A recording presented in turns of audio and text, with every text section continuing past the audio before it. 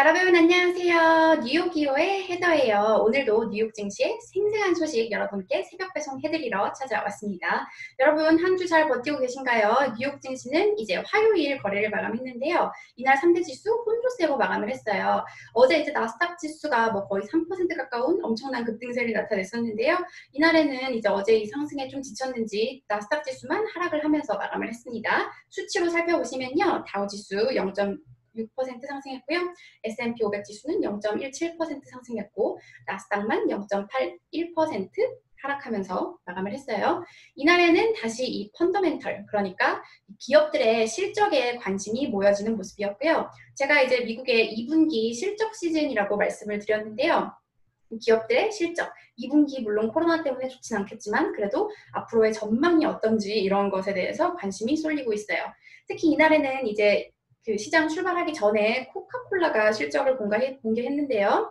이 실적 자체는 그렇게 훌륭한 실적이 나오진 않았지만 앞으로 전망에 대해서 좀 희망적인 그런 메시지를 주면서 이날 코카콜라의 주가는 2.34% 상승하면서 마감을 했는데요. 이 코카콜라 실적 기사 월스트리트 저널 기사 통해서 여러분께 소개해 드릴게요. 먼저 보시면 제목에 다 나와 있어요. 자, Coca-Cola sales fall 28%, but it says the worst is over. 코카콜라 매출 28% 내렸지만 최악은 지나갔다고 말했다. 네.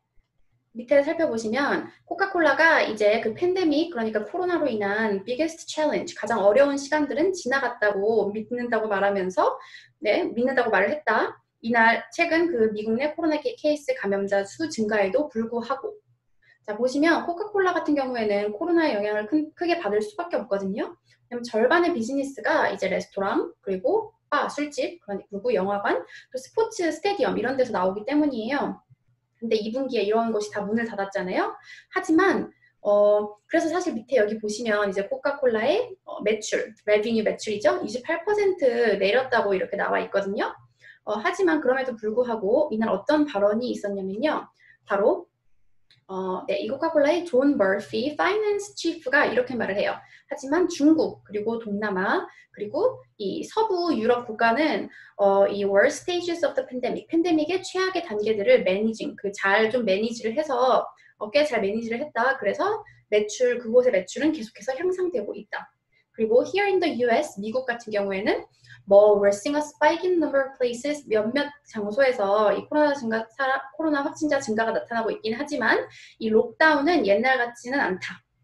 옛날 수준의 그런 록다운은 나오지 않고 있다는 그런 말이겠죠. 이렇게 희망적인 발언을 하면서 개장 전 거래부터 3% 상승하면서 출발을 했고 이날도 큰 폭으로 상승을 하면서 마감을 하게 돼요. 네, 그리고 이제 밑에 보시면 코카콜라의 이제 그 조정 주당 순이익 adjusted earning 같은 경우에도 42센트를 기록하면서 전문가 예상 40센트보다 더 좋은 이런 실적을 기록하게 됩니다. 이 코카콜라 실적을 보면서 이제 2분기는 좋지는 않지만 어쨌든 최악은 지나갔다. 이게 많은 사람들에게 좀 희망으로 작용을 하고 있는 것 같은데요. 네, 이날 코카콜라뿐만 아니라 또 다른 공개한 기업들의 실적들도 좋았기 때문에 좀 분위기가 좋았어요. 네, 먼저 보시면 이날 IBM 같은 경우에는 사실 전날 장 마감 후에 실적을 공개했는데요. 네, 매출이 좀 5.4% 감소한 것으로 나왔지만 월가 전망치보다는 개선됐다는 소식이었고요.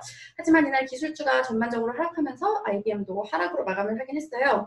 그리고 이 밖에 이제 방산업체죠. 로키드 마틴 같은 경우에도 좋은 실적 공개하면서 2.62% 상승하면서 마감을 했습니다.